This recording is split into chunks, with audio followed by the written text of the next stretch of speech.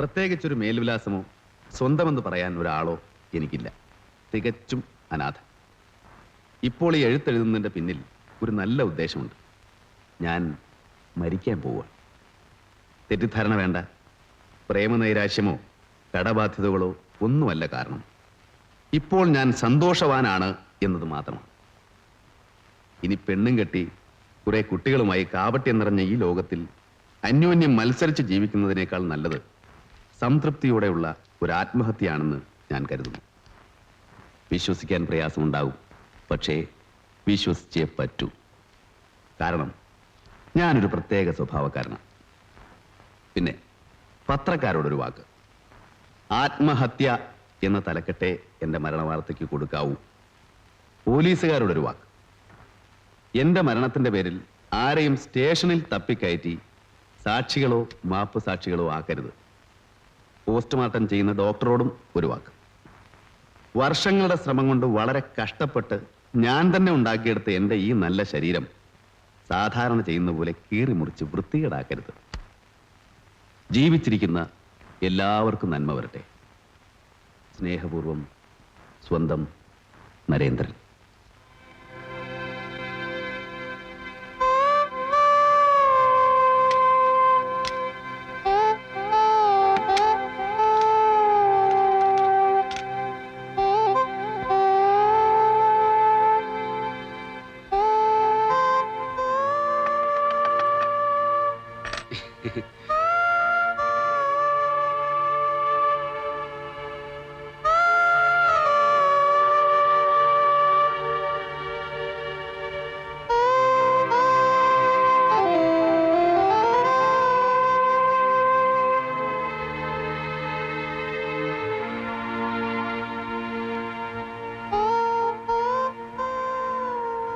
സാറേ, സാർ, അടുത്ത വണ്ടി എപ്പോഴാ?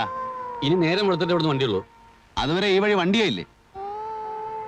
എന്തിനാ? വണ്ടികളുടെ സെൻസസ് എടുക്കാനാ? ചൂടാവല്ലേ സാറേ, അറിയാൻ വേണ്ടി ചോദിച്ചല്ലേ. ഇന്നിവിടെ വണ്ടി നിർത്തില്ല. തെക്കോട്ട് 2:30-നും വടക്കോട്ട് 3:15-നും ഓരോ വണ്ടി പോകും. ആ യമാമാർക്ക് സലാം പറഞ്ഞ് ഞാനിങ്ങ് പടിഞ്ഞാട്ടും പോകും. തെക്കോട്ട് 2:30-ന്, വടക്കോട്ട് 3:15-ന്. Thank you. അപ്പോഴേ വണ്ടിക്ക് തലവെച്ച് ചാവാനൊന്നല്ലോ. എങ്ങനെ മനസ്സിലായി?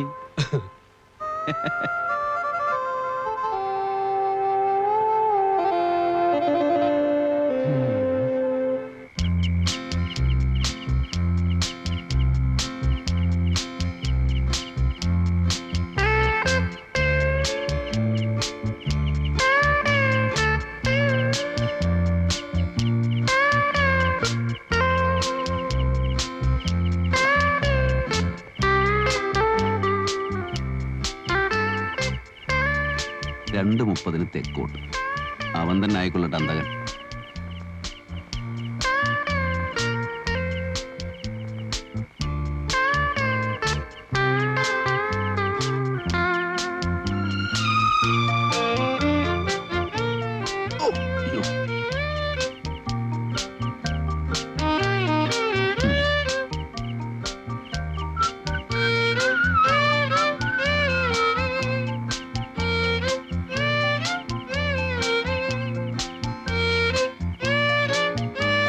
ബോഡി വൃത്തികേടാവരുത്.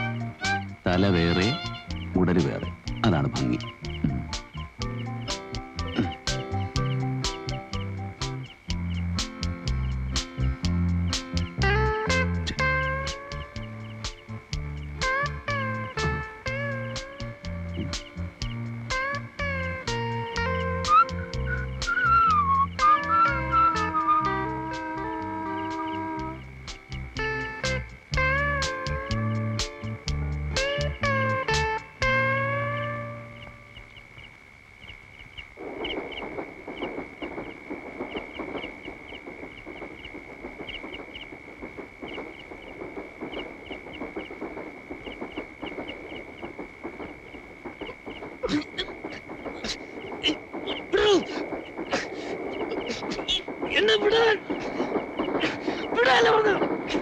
എനിക്ക് മരിക്കണം.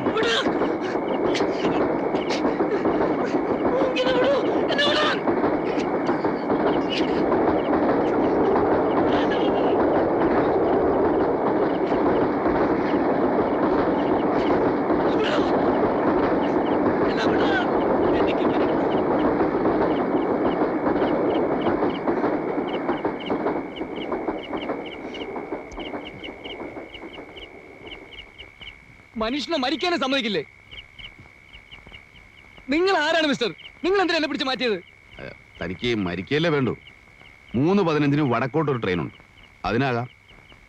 ഞാനും മരിക്കാൻ വന്നതാ. അതേ സ്നേഹിത, ദാ അപ്പുറത്ത് കിടന്നുകൊണ്ട് വണ്ടി ഒന്ന് നോക്കിയതാ. അപ്പോഴാ നിങ്ങളെ കണ്ടത്. സത്യം പറഞ്ഞാൽ ആത്മഹത്യ ചെയ്യാനാണ് വന്നതെന്നുള്ള കാര്യം ഞാനങ്ങ് മറന്നുപോയി ടെൻഷനിൽ. നിങ്ങൾ ഇവിടെ കിടക്കുന്നത് എന്തിനാണെന്നറിയാതെ ഞാൻ എങ്ങനെ മനസമാധാനത്തോടെ മരിക്കും? അല്ല പറ. പോലെ പോലെ നിൽക്ക്, പറയട്ടെ. 3:15 വടക്കോട്ട് ഒരു ട്രെയിനുണ്ട്, അതുവരെ നമുക്ക് സംസാരിച്ചിരിക്കാം. എന്നിട്ട് വണ്ടി വരാറാവുമ്പോൾ ട്രാക്കിൽ കയറി കിടന്ന് സുഖമായിട്ട് മരിക്കാം. പേര് പറഞ്ഞില്ലല്ലോ, എൻ്റെ പേര് നരേന്ദ്രൻ. അല്ല, ഞാൻ ഇപ്പോഴാ ശ്രദ്ധിച്ചത്. എന്താ ദേഹത്തൊക്കെ ചോര? എന്തെങ്കിലുമൊക്കെ പറഞ്ഞങ്ങാതി. അടുത്ത ട്രെയിൻ വരാൻ ഇനി അധികം സമയമില്ല. ജീവിച്ചിരിക്കുന്ന ബാക്കിയുള്ള നിമിഷങ്ങൾ വെറുതെ കളയുന്ന എന്തിനാ? ഒരു തീരുമാനം എടുക്കാനേ ബുദ്ധിമുട്ടുള്ളൂ. നമ്മൾ രണ്ടുപേരും തീരുമാനം എടുത്തു കഴിഞ്ഞു. പിന്നെന്താ പറയും? നിങ്ങൾ എന്തിനാ മരിക്കാൻ തീരുമാനിച്ചത്? നിങ്ങൾ എന്തിനാ മരിക്കാൻ തീരുമാനിച്ചത്? സിമ്പിൾ. എനിക്ക് ജീവിച്ച് മതിയായി. ഒരുപാട് അനുഭവങ്ങളിലൂടെ ദാ ഇവിടെ വരെ എത്തി. ഇപ്പൊ ഞാൻ സന്തുഷ്ടനാണ്. ഇനി കുറെ കാലം കൂടെ ജീവിച്ച് ഭൂമിക്ക് ഒരു ഭാരമാകുന്നതിനേക്കാൾ നല്ലത് സന്തോഷമായിട്ട് മരിക്കുകയാണെന്ന് തോന്നി. സ്വരം നന്നായിരിക്കുമ്പോഴേ പാട്ട് നിർത്തുക എന്ന് കേട്ടിട്ടില്ലേ? സ്നേഹിക്കാനോ കാത്തിരിക്കാനോ ആരുമില്ല. മരിച്ചാലൊന്നും കരയാൻ പോലും ആളില്ല. എനിക്ക് ജീവിച്ച് മതിയായിട്ടില്ല. സ്നേഹിക്കാനും കാത്തിരിക്കാൻ ആളുകളുണ്ട്. അവർക്ക് ഞാനല്ലാതെ മറ്റാരുമില്ല. പക്ഷേ എനിക്ക് മരിച്ചേ പറ്റൂ. മനസ്സിലായില്ല? ഞാനൊരാളെ കൊന്നിട്ട് വന്നിരിക്കുക. നാളെ നേരം വെളുക്കുമ്പോൾ എല്ലാവരും ഇതറിയും. ഞാൻ ജനിച്ചു വളർന്ന നാട്ടിലൂടെ എന്റെ അച്ഛനമ്മമാരുടെ മുമ്പിലൂടെ എന്നെ പോലീസ് വിലങ്ങണീച്ച് നടത്തും. അത് സഹിക്കാനുള്ള ശക്തി എനിക്കില്ല. മരിക്കണം, മരിച്ചേ പറ്റൂ. വ്യക്തമായി പറയൂ, എന്താണ് സംഭവിച്ചത്?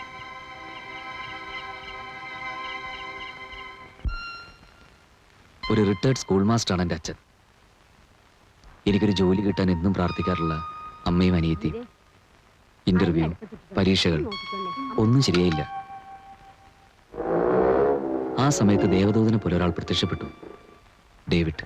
നമസ്കാരം. അയാൾ അച്ഛൻ്റെ ഒരു പരിചയക്കാരനായിരുന്നു. നീ ഡേവിഡിനെ അറിയില്ലേ? അറിയാം. ജോലിയൊന്നും ആയില്ലല്ലേ? ഇല്ല. ഞാനൊരു ജോലി ശരിപ്പെടുത്തി തന്നാൽ സ്വീകരിക്കാൻ തയ്യാറാണ്. എനിക്കൊരു ജോലി ശരിയാക്കി തരാമെന്ന് അയാൾ ഏറ്റു. പക്ഷെ ഒരു കണ്ടീഷൻ. ഒരു ചിട്ടി കമ്പനിയിൽ മാനേജർ. ജോലി കിട്ടണമെങ്കിൽ പക്ഷെ 1 ലക്ഷം രൂപ ഡെപ്പോസിറ്റ് ചെയ്യണം. കുറെ നിക്ഷേപകരെ സംഘടിപ്പിച്ചു കൊടുക്കുകയും വേണം. പലതും പറഞ്ഞ് ഞങ്ങളെ അയാൾ വിശ്വസിപ്പിച്ചു. 1 ലക്ഷം. നിങ്ങൾ ആരും അതോർത്ത് ബുദ്ധിമുട്ടൊന്നുമില്ല. എനിക്കത് വിധിച്ചിട്ടില്ലെന്ന് ഞാൻ കരുതിക്കൊള്ളാം. എന്നാലും മോനെ, നിനക്കൊരു ജോലിക്ക് വേണ്ടിയല്ലേ? അങ്ങനെ കരം ചോദിച്ചാലും അച്ഛാ 1 ലക്ഷം രൂപ ഇക്കാലത്ത് ആരും തരില്ല. തന്നാൽ നമുക്ക് എങ്ങനെ തിരിച്ചു കൊടുക്കാൻ പറ്റും? ചേട്ടൻ വിഷമിക്കണ്ട, ഇതുകൊണ്ട് വിറ്റോളൂ. കടം വാങ്ങിയും അനിയത്തിയുടെ ആഭരണങ്ങൾ വിറ്റും പണമുണ്ടാക്കി. പരിചയമുള്ള പലരെയും ചെന്ന് കണ്ട് നിർബന്ധിച്ച് RK ചിറ്റ് ഫണ്ടിൽ നിക്ഷേപകരാക്കി. ഒരു ജോലി കിട്ടിയാൽ കുടുംബം രക്ഷപ്പെടുമല്ലോ എന്ന ആശ്വാസമായിരുന്നു ഞങ്ങൾക്ക്. വളരെ ബുദ്ധിമുട്ടുണ്ടാക്കി കാശാണിത്. അത് പിന്നെ എനിക്ക് അറിഞ്ഞുകൂടെ? എന്തായാലും ഒരു ജോലി കിട്ടിയില്ല.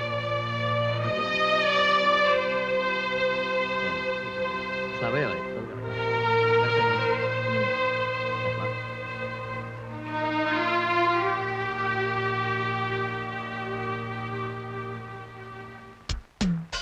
RK നമ്പ്യാർ എന്ന മാനേജിംഗ് ഡയറക്ടർ. ആ വഞ്ചകന്റെ ദല്ലാളാണ് ഡേവിഡ് എന്ന് അന്ന് എനിക്കറിയില്ലായിരുന്നു. വായിച്ചു നോക്കാനൊന്നുമില്ല. ഒപ്പിട. നിക്ഷേപങ്ങൾ ധാരാളമായപ്പോൾ കമ്പനി കൂട്ടി. പണം നഷ്ടപ്പെട്ട പാവങ്ങൾ ബഹളമുണ്ടാക്കി. അച്ഛന്റെ സ്വാധീനത്തിൽ പിരിച്ചെടുത്ത ഡെപ്പോസിറ്റുകൾ വലിയ തലവേദനയായി. ഞങ്ങളുടെ സ്വൈര്യം നഷ്ടപ്പെട്ടു. കഴിക്കുന്നു. എന്തിന്? ഞാൻ എന്ത് ചെയ്യാനാ? നിങ്ങൾ MD-യോട് പോയി ചോദിക്കണം മിസ്റ്റർ. നിങ്ങൾ പോലീസ് സ്റ്റേഷനിൽ പോയി കംപ്ലൈന്റ് ചെയ്യും. RK നമ്പ്യാർ കോടതിയിൽ IT ഫയൽ ചെയ്തു. ഡേവിഡ് കൂടി ഒഴിഞ്ഞു മാറാൻ നോക്കിയപ്പോൾ നിൽക്കക്കള്ളിയില്ലാതായി. എല്ലാം എനിക്ക് വേണ്ടിയായിരുന്നു എന്ന ചിന്ത എന്റെ മനസ്സമാധാനം നഷ്ടപ്പെടുത്തി. അങ്ങനെ ഇരിക്കും ഒരു ദിവസം ഡേവിഡ് എന്റെ മുമ്പിൽ വന്ന് വിട്ടു. ജോലി നോക്കി പോടാ.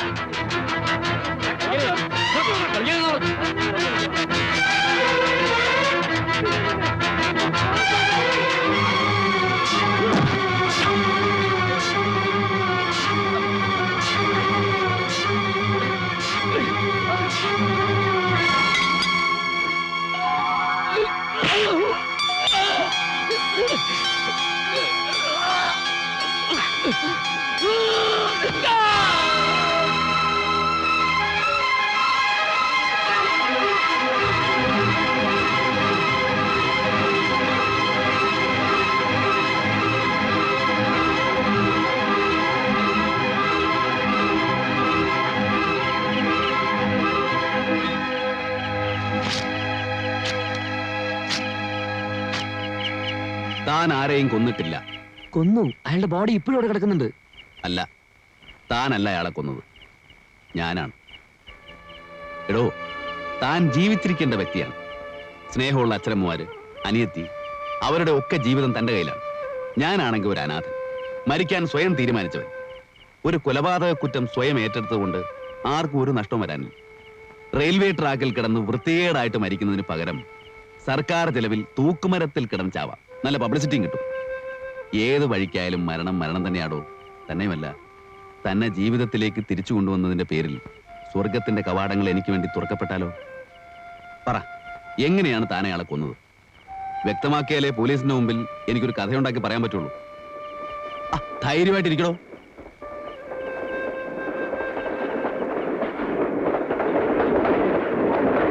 നിങ്ങൾ ഇവിടെ ഒന്ന് ബഹളം വെച്ചിട്ട് എന്താ കാര്യം? ആ ചിട്ടി കമ്പനിയിൽ പണം ഡെപ്പോസിറ്റ് ചെയ്യണമെന്ന് ഞാനും കൂടി നിർബന്ധിച്ചു. അത് സത്യമാണ്. പക്ഷെ ഇങ്ങനെയൊക്കെ സംഭവിക്കുമെന്ന് ആരെങ്കിലും അറിഞ്ഞോ? നിങ്ങൾ നിങ്ങളുടെ മോനും ചേർന്നാ ഞങ്ങളെ ഈ അബദ്ധത്തിൽപ്പെടുത്തിയത്. മനുഷ്യ, നിങ്ങളെക്കാൾ വലിയ അബദ്ധത്തിലാണ് ഞങ്ങൾ പെട്ടത്. അവന് ഒരു ജോലി ആകുമല്ലോ എന്ന് വിചാരിച്ച് എന്റെ കയ്യിലുണ്ടായിരുന്നതും കടം വാങ്ങിച്ചതും ഒക്കെ അവിടെ കൊണ്ടിട്ടു. എന്റെ മോളുടെ കല്യാണത്തിന് കരുതിയിരുന്ന ആഭരണങ്ങൾ വരെ വെച്ചു. മാനക്കേട് വേറെ. ഞങ്ങൾക്കതൊന്നും അറിയണ്ട.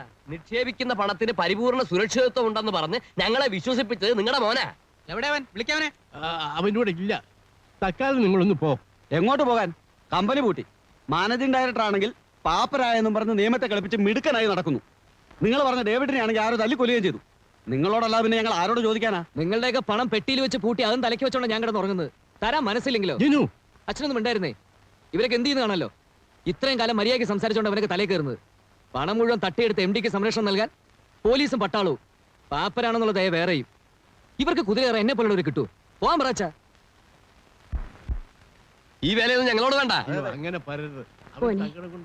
അമ്മയ്ക്ക് ഒരു സമാധാനമില്ല. എനിക്ക് സമാധാനം കുറച്ച് കൂടുതലുണ്ട്. തരട്ടെ. ഞങ്ങളുടെ കാഴ്ച നഷ്ടപ്പെട്ടിരിക്കുകയല്ലേ. നിങ്ങൾ സമാധാനം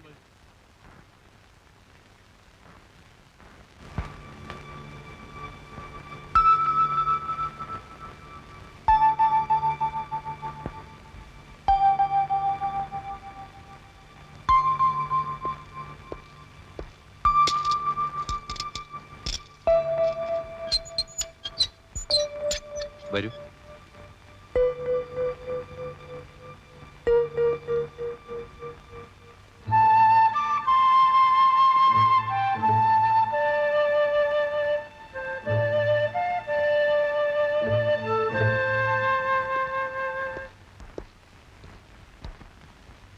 ജനു ഇടയ്ക്കിടയ്ക്ക് ഇവിടെ വരിയാൻ പോകുമെന്നും വേണ്ട.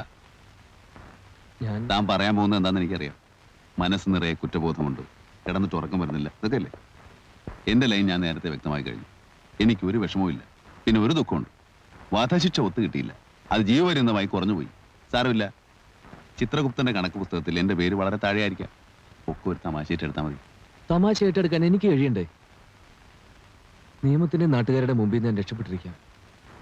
പക്ഷെ എന്റെ മനസാക്ഷിയുടെ മുമ്പിൽ നിന്ന് എനിക്ക് എങ്ങനെ രക്ഷപ്പെടാൻ കഴിയും? മനസ്സാക്ഷി, അതിനൊക്കെ എന്താ ഇവിടെ ഒരു വിലയുള്ളൂ? ഞാൻ എല്ലാം തുറന്നു പറയാൻ പോവാ. വരുന്ന എന്തും വരട്ടെ, അനുഭവിക്കാൻ ഞാൻ ഒരുക്കുക. ജനു, മനസ്സ് അസ്വസ്ഥമാകുമ്പോൾ ചിന്തകളൊക്കെ തകരാറിലാവും. അതനുസരിച്ച് പ്രവർത്തിക്കാൻ തുടങ്ങിയാൽ അപകടം കൂടുകയുള്ളൂ. നീ എന്ന് പറഞ്ഞില്ലേ, വയസ്സായ അച്ഛനമ്മമാര്, കല്യാണപ്രായമായ അനിയത്തി, അവർക്കൊക്കെ നീയല്ലേ ഉള്ളൂ. എന്നെക്കുറിച്ച് ഓർക്കുന്നതിന് പകരം നീ അവരെ പറ്റി ആലോചിക്കും.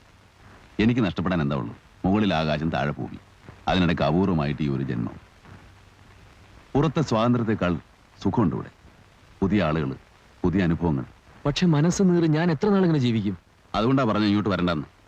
കാണാതിരിക്കുമ്പോൾ പതുക്കെ പതുക്കെ മറക്കാൻ കഴിയും, മനസ്സും ശാന്തമാവും.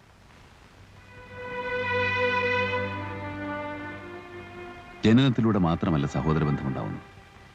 നമ്മൾ തമ്മിൽ പരിചയപ്പെട്ട നിമിഷമുണ്ടല്ലോ, മരണത്തിന് തൊട്ടു മുമ്പുള്ള ഒരു അപൂർവ സംഗമം. സത്യം പറഞ്ഞാൽ അപ്പം മുതൽ നീ എൻ്റെ അനിയനായി. ധൈര്യമായിരുന്നു.